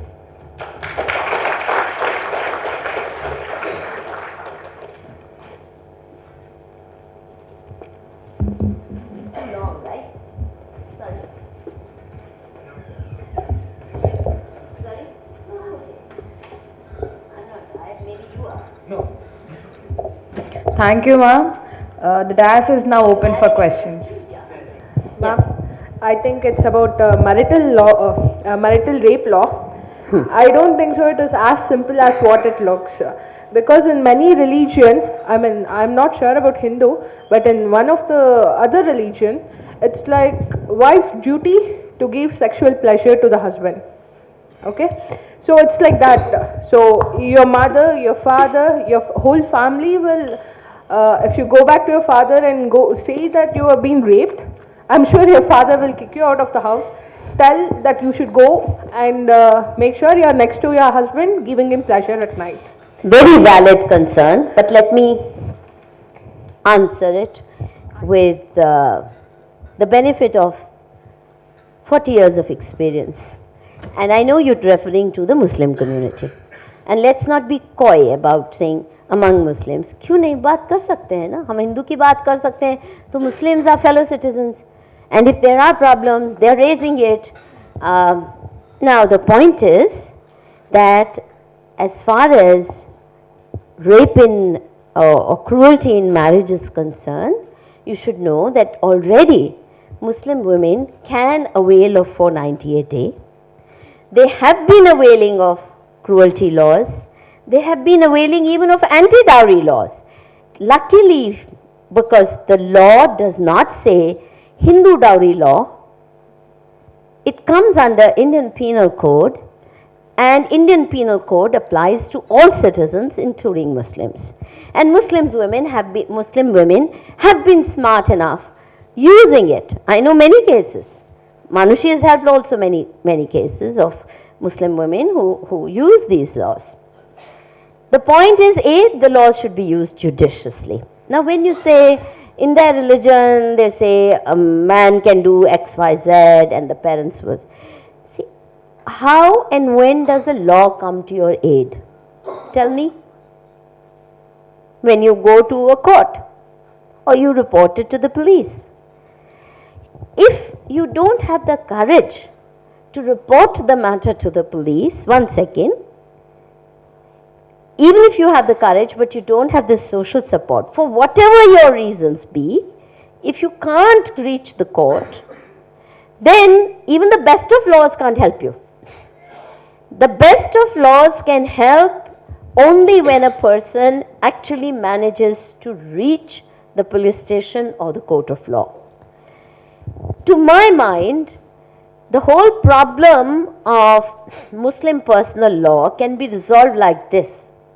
Instead of insisting on Muslim Women Protection Act, Flan, Dhimka, whatever, and I've written about it, the simplest thing is, and learn from the fact that Muslim women are using 498A, they are using anti-dowry law simply because it doesn't have Hindu or Muslim tag to it or Christian tag to it. Instead of insisting on another Muslim reform movement or whatever, let that happen if Muslims will do. In the meantime, let us do away with all laws that carry the Hindu tag and the Christian tag. And let us say that in the courts, in the secular courts of secular India, only Indian Succession Act, only Indian Marriage Act, only Indian Adoption Act, these are already there on the statute book. And before the British made some mischief, Muslim women used to routinely adopt kids under the Indian Guardianship Act. They were removed from it. And why did we do it, allow it to happen even after independent India? This was stupid. So now if you say, those who want Muslim personal law or those who want Nair communities law, because they had many advantages. Nairs had matrilineal inheritance. Hindu Succession Act doesn't give you that. So if Nairs prefer that we gave better rights to women, who cares about Hindus? Hindus, they should be free, right? Only those who come to court, if anybody comes to court saying the law of my community is not giving me justice, then they get Indian Succession Act, Indian Marriage Act, Indian Divorce Act, Indian Maintenance Act. Then you don't need to worry about taking pangas with rabid, elements within the Muslim community who don't want justice for women among them.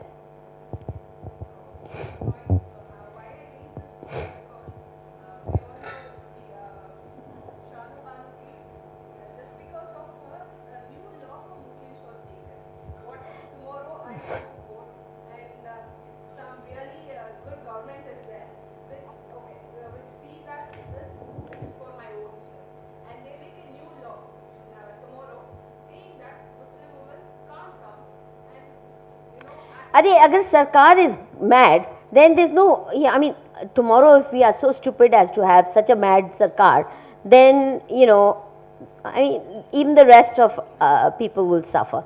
So let's not think of the worst case scenario. I'm giving you an easy solution. Don't you find it easy? Simple? Get rid of Hindu tag to all the laws, get rid of Christian tag and say if you want Christian personal law, go to your church. Be free. You want Muslim personal law, you can go to your mullah. If you want XYZ, go to your community panchayat. Every community has its own elders and panchayats. If you're happy with it, we are happy. Law should help only those who are unhappy, right? If anybody challenges it, then the Indian law constitution prevails. Then your mullaji can sit at home and your church padri and our khap leaders can sit at home. But if khaps are delivering justice, which they do in many cases, why not? Those who are happy with them should be allowed to, because community organizations are a very big safeguard. Let me tell you, Say for example, I found in Hyderabad, for example, the Shia Muslim clerics, some of them are very enlightened and they give far better judgments. They are not doing what Sunni clerics and the rabid ones do, idiotic ones. And they make sure the woman gets even property rights, this, that and the other, and it's instant. The solution is instant. Where justice is being done within the community, we should not interfere. If anything, we should encourage. It's like when two, neighbors are quarreling. The best approach is first, neighbors should get together and say, settle it. Don't bring police into it, right? It's only if it can't be done, you go to court. Once you go to court, whether it's a man or a woman who says, my community law does not give me justice, I want Indian law to prevail. You don't need to take panga with all these rabid, leaders of any community in this case. So you are for uniform civil code? If either of the litigants is, It's not just uniform, egalitarian. It could be uniformly bad, right? We don't want uniformly bad code, but optional, which is what all laws are. You don't say we are banishing your personal law. Then nobody can object, right? But then in that case, which one wins, the personal law? No, once you go, if let's say you happen to be a Muslim woman, or you happen to be from Marwadi community, okay? Most Marwadi marriage disputes are settled within the community. Very few of them land in court because they have active community settlement mechanisms. If the settlement is fair and you think, yes, my community has done good by me, and your husband, let's say, or your partner thinks the same, then no court should anyway bother about it. But if you feel, no, my community is too male dominated, it has trampled over my rights as a woman, you should be allowed to go to the court and say, I'm dissatisfied with the verdict of my community arbitration mechanism, and I would like Indian Marriage Act and Indian Divorce Act and Indian whatever act to be applicable to me. But in this case, is it not important that the marriage is registered under the... Very good. That's the crux of the matter. How does an uneducated girl, say from any community, exercise this? She wants to... Dear my dear, it's as simple. Just as registration of births is compulsory, registration of deaths is compulsory, you have to get a birth certificate and you are obliged. Now Aadhaar makes it even more so. You can say this very clearly, that all marriages must be registered. And take a proactive approach. If you can make polio drop compulsory almost by proactive approach, you can register marriages by a proactive approach. And that will solve half the problems. Because bogus marriages, fraudulent marriages, and this record now with internet and IT, this would be available all over. So if a man is wooing you and you want to check is he already married, you just click and find out iski pehle kitni biwiyan ro rahi hain, huh? And vice versa. that can be used as a proof in the court that I am really married to so and so person. Yes. Then the man can't deny. So registration of marriage, with it I would say registration of whatever is being given at the time of wedding. If we don't need anti-dowry law, all we need is whatever you're giving to your daughter, please, along with the marriage registration certificate, register this document. Yes, then you can't claim gulab jamun ka paisa, because that would be absurd. Abhi karte hain aisa.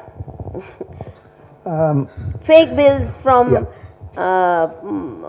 mandaps. Yeah, you pointed out limitations in couple of laws like dowry and the other thing, rape laws and so on. Have you made a proposal of an alternate, have you framed an alternate law? Yes. That will be interesting to see, how does it compare the wording that you have. Oh, with what is existing? see, at the moment, I have, for example, I did draft an alternative women's reservation bill, which is far better. Even the Election Commission said this is a far better proposal and accepted and adopted it as its own. I've challenged certain provisions of the rape law, and I would know how to make it, tune it to make it more reasonable. But I do intend to work on making an Indian Civil Code. I do intend to do that. I just want to see how far the madness of the two sides on the Muslim personal law goes, because the solution is actually very simple. We're needlessly complicating it. Yes, you'll see it soon. Hello, madam. I have one more question. Yes. Why there is no law against having illegal relationship after marriage? There is a very stupid law which says the man guilty of adultery can be punished, but the wife can't be, because she's seen as a poor, hapless victim. So there's no punishment for women having affairs after marriage, but a man seducing another man's wife has problems. So that needs to change. Okay. Because to think that women are so brainless that, their affairs, extramarital affairs, they poor things don't even know what's happening to them. I mean, no woman is that stupid. So I think I have a question that is away from all these personal laws and rape and everything. IITs in the next 3 years are going to increase the number of women to 20%. It's a new law. I think it's just being made, right? I think, let me make a controversial statement. It is not required. I agree. Common sense. Let me explain my reason. Today, the only way you can get into IIT is by going to quota, is by going to Hyderabad and studying 20 hours a day for 2 or 4 years. I don't know how many years. It is perverse. Okay. So, and many are committing suicide. That is tilted towards male. Only male child can do it. Women cannot do it. I have talked to my own friends who have daughters who are very intelligent. They could not go day after day. 20 hours, 20 will become 20%. So that will only make, more fights, more problems. I don't think it was even a demand by women, because women are doing quite well. Wherever merit counts, women are performing better than males. It's a fact. Class 12 results all over the country show girl students outperforming. Now the fact of the matter is, IIT-like institutions and the jobs they require are very high pressure jobs. And a lot of women, whether we like it or not, whether feminists like it or not, do want to prioritize family life. I don't think we should look down upon those women. No woman should be compelled to be a mere housewife because her parents say so or her husband says so. That should not be that's not acceptable.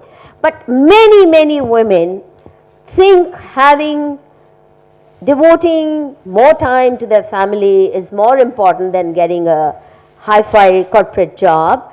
That choice should also be respected. I hold such women in equal esteem as I do those women who do well as engineers, as lawyers, as surgeons, whatever. And choice should be emphasized. So I don't think women are behind the quota demand at all. Crazy politicians, actually they create more problems than they solve. What to do? And we are not vigilant. The other thing is, we've allowed all these, would you agree these laws are stupid? How many of you after my analysis agree? I know, but how many of you agree with my analysis? Okay, hands up so I know. Okay, so many of you think that my criticism is valid. The point that I'm trying to make is this, that we are getting saddled with these bad laws only because we have outsourced, our governments have outsourced it to NGOs and all foreign funded NGOs who are not responsible to our society. They don't even talk to their neighbors. My NGO friends, I keep telling them, anytime you ask for a law, get signatures from 100 of your own neighbors and relatives. Do they endorse it? Are they willing to accept what you propose on themselves as a law? No. They only talk to each other, and then they run to Copenhagen and they run to New York and they run to, global esoteric locations and decide the future and the fate of the rest of us riffraff. This is not acceptable. Society has disowned its own responsibility, and the governments have happily done so, because there's a lot of jet setting if you fall into the tunes of the Ford foundations of the world. There's a lot of privileges and a lot of ayashi that comes with it. So even politicians and judges love the junkets they get if they cooperate with these NGOs. And I think it's important that we start reclaiming the right to decide what kind of laws we want, what will make sense, and not come to recognize its problems only when we are victims. In India, people start crying only when they're victimized by a law. But before that, they don't even know. Yeah, we'll have last two questions. Later on, you all can speak with the speaker. Ma'am, thanks for the interesting talk. I'll be digressing a bit, but you talked about the need of the rigor of natural sciences in the social sciences discipline. And while I do agree that it's lacking, don't you think that most of the times there is no objective truth to look for in the social sciences? And it's more so about perspectives, and what we need is that we acknowledge our ideological biases in our works rather than hiding in the garb of objectivity? Firstly, I never use the word objectivity. You're giving me a lecture you got in some humanities class. Huh?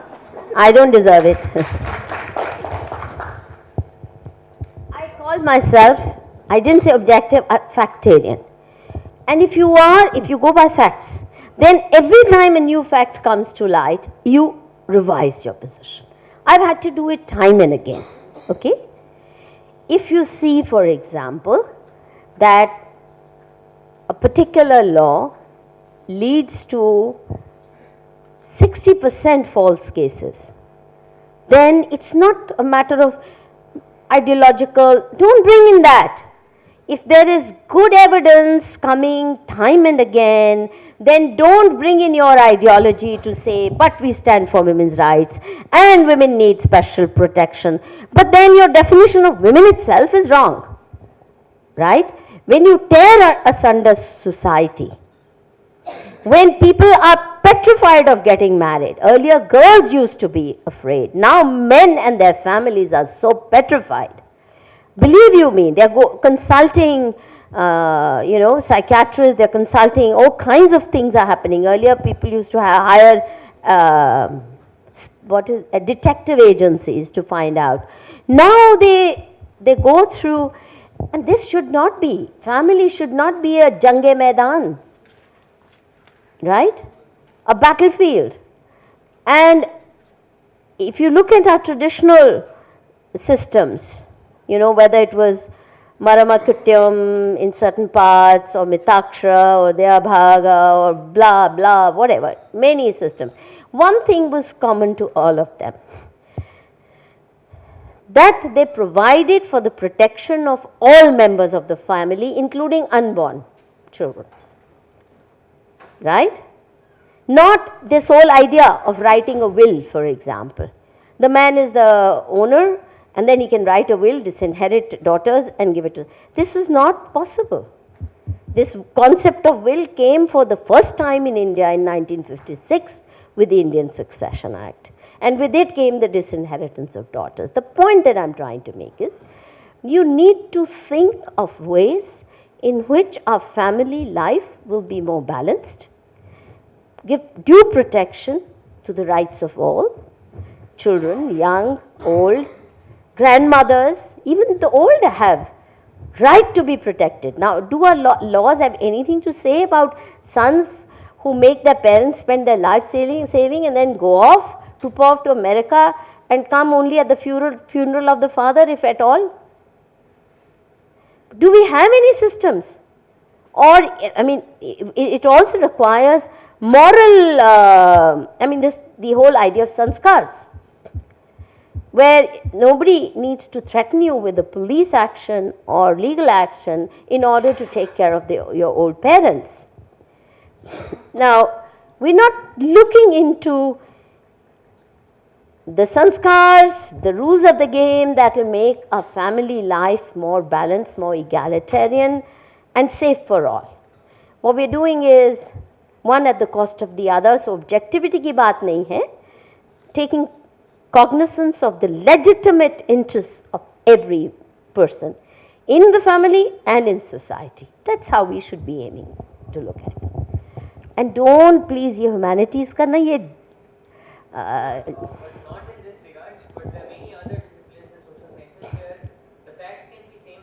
While I am acknowledging that the facts are same, you are acknowledging the same facts, but our perspectives can be different. So why do nobody says perspectives can't be different. Definitely. For example, if a woman is being beaten, one person can say it's a duty to get beaten. That's his perspective. Another will say, no, it's not. That's perspective. But the fact of the beating, at least you can agree, yeah, she's being beaten. And if you don't even agree on the fact of beating, then you need to get your head and eyes examined, which many social scientists need to do. Ma'am, this is the last question. So, once you stated that you went to colleges and you spoke to students where they raised their opinion for a particular state of affairs in gender justice, but they were not well informed citizens. Now, when you took the matter of media and journalism, when they are not doing justice equitably to both the genders, since media is essential for building a public opinion, what would you think will act as a restraint so that they will build a justified public opinion in the public? I mean, mainstream mass media is one of the biggest culprits of India as far as misleading public opinion. And you know, I used to be often on TV. I stopped because now you have 10 boxes and barking dogs, 10 barking dogs every evening on every channel, same dogs.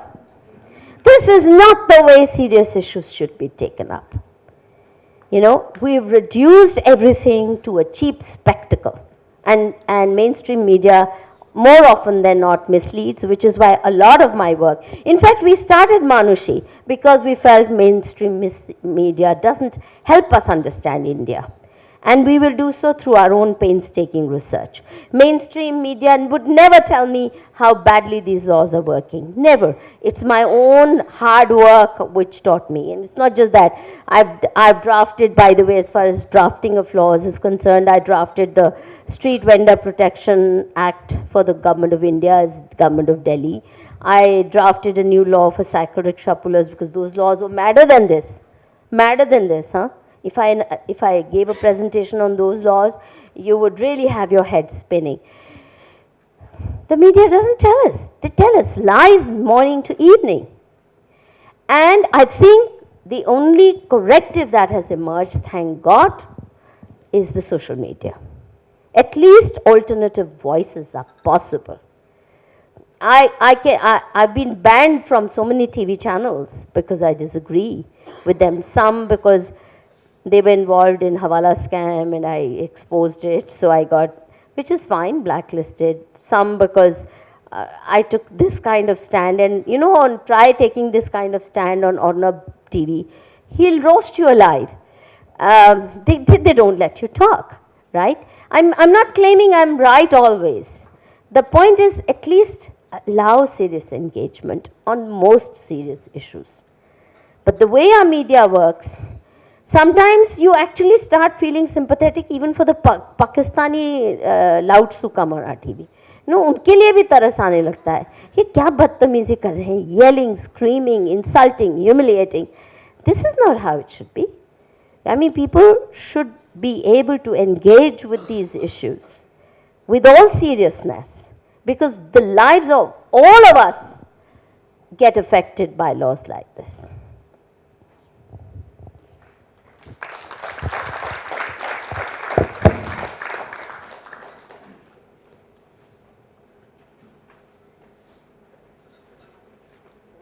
Thank you for your patience.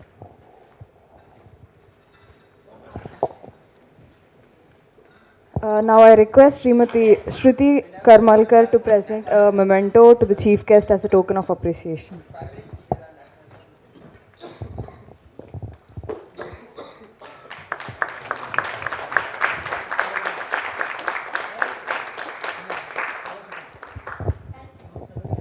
Thank you, ma'am. I humbly request Srimati Likita ji to deliver a vote of thanks.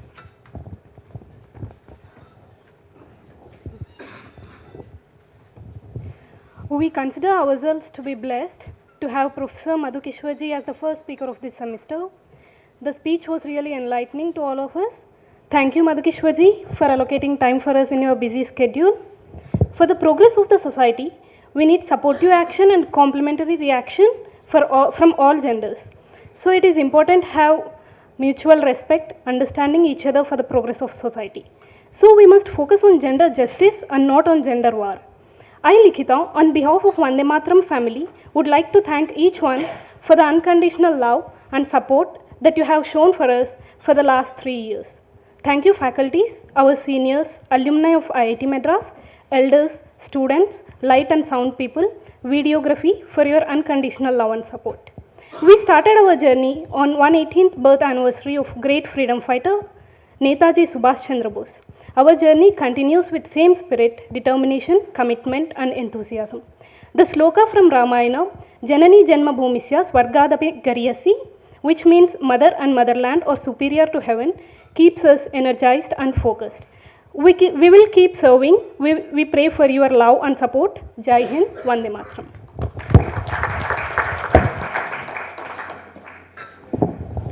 Thank you, Likita ji. I request Team Vande Mataram to come to dais and have a group photo with our guest. Okay.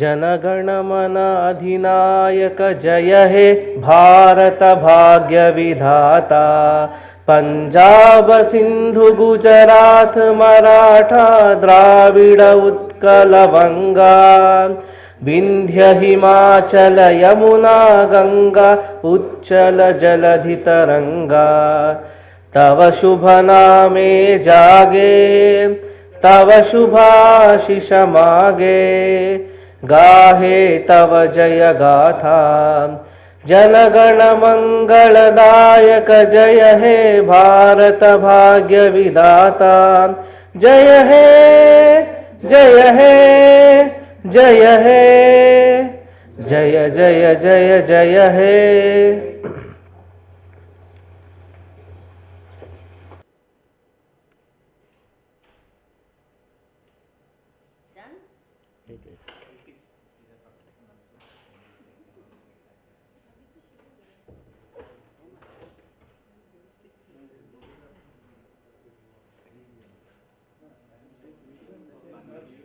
Video.